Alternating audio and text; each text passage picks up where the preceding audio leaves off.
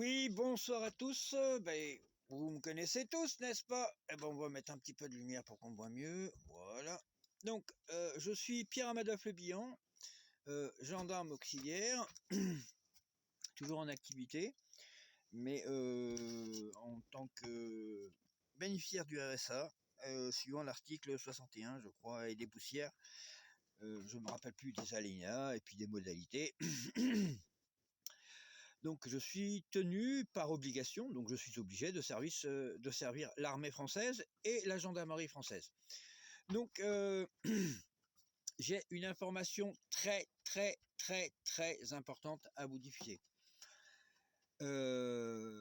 C'est un moment très grave ce qui se passe actuellement. L'armée vient de refuser d'aller en opération dans le détroit d'Oman pour s'allier avec les Américains et les Anglais pour des raisons humanitaires. C'est-à-dire que l'armée française ne peut pas participer à un massacre. Mais ça, c'est le général d'état-major responsable de la collégiale interarmée française suite à une réunion intercollégiale de l'armée française qui a décidé cela. Donc, ce qui veut dire concrètement que la personne qui a donné cet ordre à l'armée française, c'est donc le président de la République. Donc là, on rentre dans une infraction des lois internationales et donc c'est absolument anormal. Donc ce qui risque de se passer dans les jours à venir, l'armée va placer devant la justice notre président de la République.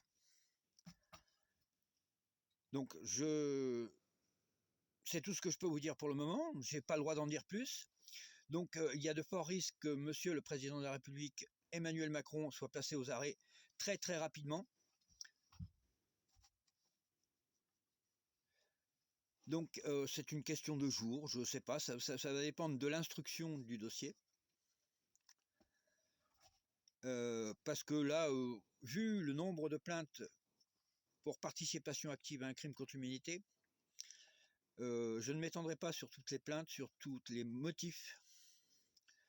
Selon certaines personnes, une trahison au peuple français, une trahison à la nation, vendre des secrets d'État à des pays étrangers, en vendant des entreprises à des pays étrangers. Donc il y a suffisamment de charges contre ce monsieur pour que l'armée soit en mesure de l'arrêter en collaboration avec la gendarmerie française et les magistrats afférents sur ce dossier. Ce n'est qu'une question de jours. Donc maintenant, parce que l'armée ne veut absolument pas qu'il y ait de chaos, et l'armée veut que la France retrouve la démocratie. Ça va se faire en plusieurs étapes. L'armée ne fera pas de parade à gauche et à droite, ça ne va pas être une prise d'armes militaires. Ça va être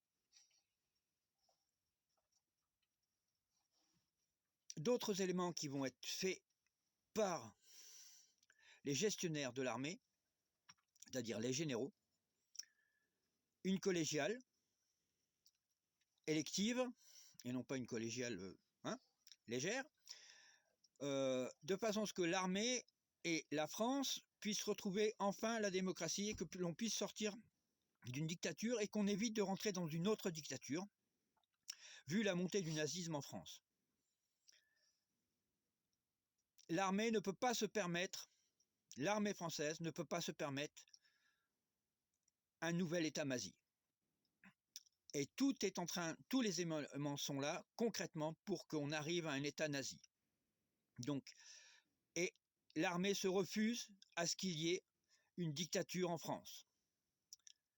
Donc, nous ferons tout pour sauver la démocratie, conformément à la Constitution de 1953, et non pas conformément à la Constitution européenne. Je dis bien la Constitution française, vu que les Français, massivement, avaient refusé cette Constitution. C'est tout ce que j'ai à vous dire. Mesdames, messieurs, c'est un communiqué officiel de l'armée française, de la gendarmerie française en rébellion. Merci, bonne fin de journée.